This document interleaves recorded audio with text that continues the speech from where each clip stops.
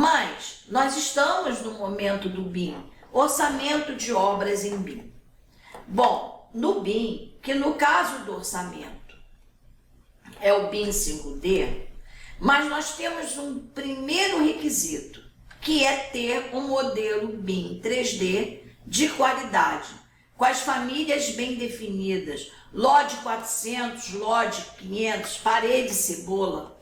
Então, para eu trabalhe com o BIM 5D com precisão, primeiro eu tenho que ter um projeto muito bem ajustado.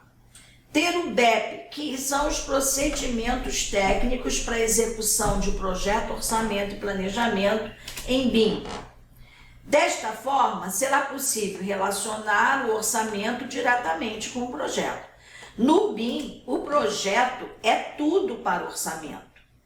E dentro da nova lei de licitações, a 14.133, os órgãos de administração com competências regulamentares relativas à atividades de uma administração de materiais, de obras e serviços, de licitações e contratos, dentro do âmbito federal, a lei de licitações, no parágrafo 3º, fala o seguinte, que a partir de 29 de dezembro, desse ano, de 2023, nós vamos ter, olha o que ela diz, nas licitações de obras e serviços de engenharia e arquitetura, sempre que adequada ao objeto de licitação, será preferencialmente adotada a modelagem da informação da construção, BIM, ou tecnologias e processos integrados similares ou mais avançados que venham a substituí-lo. Então, a partir da nova lei de licitações, os orçamentos têm que ser feitos dentro do ambiente BIM. E no BIM 5D, a elaboração das quantidades, das estimativas de custo, nós temos esse livro muito significativo, que foi o início de tudo, que está aí exposto, e mais sites como o site da CEBIC, onde eu tenho manuais de BIM, o caderno 3 de orçamento é maravilhoso, o site da SEAB, caderno SEAB 5D, o site da BDI e o site PSU. Então, todos esses sites estão voltados à questão do orçamento, BIM 5D. Mas, vamos duas dicas para impulsionar a elaboração de orçamento de obras. A primeira dica, vamos lá. Orçamento, a primeira dica, ela fala o seguinte, o orçamento é um processo que vai sendo elaborado progressivamente e para termos a garantia mínima que o teremos mais próximo da realidade, precisamos obter a melhor informação possível em cada etapa de elaboração. Qual é a melhor informação possível? É que os projetos estejam completos, E ele é progressivo. Dentro dessa imagem aqui do aeroporto de Brasília, que eu fiz, era um grande projeto. As informações estavam contidas nele e foi um orçamento difícil de ser executado por ter várias confluências de serviços. Aeroporto não é fácil de fazer orçamento.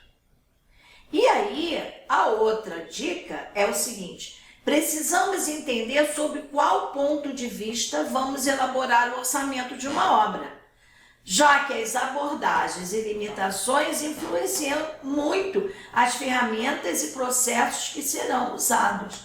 Então, qual o ponto de vista? Do contratante? Do contratado? No sentido de que o contratante público, ele detém determinadas questões, uso de sistemas de informações, SINAP, ciclo e outros que ele determinam. E sobre o ponto de vista do contratante privado, você vai ter liberdade para trabalhar com as suas composições próprias, que é muito mais interessante. Então, uma obra um orçamento privado tem as suas diferenças e o público também. O público, você tem um engessamento nos sistemas de informação que você vai trabalhar. E o privado não, você trabalha com as suas próprias considerações. Então, qual é o panorama do orçamento de obras no mercado?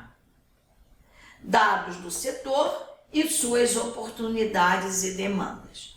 Então, para o orçamento, é imprescindível projetos de arquitetura e complementares bem detalhados a nível executivo.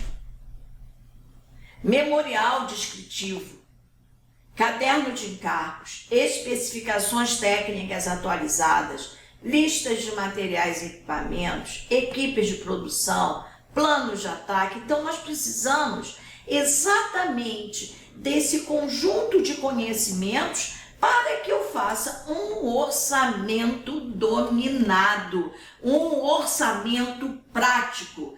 Então, porque esse trabalho de orçamento gera vários produtos. Vamos conferir. A EAP, Estrutura Analítica do Projeto.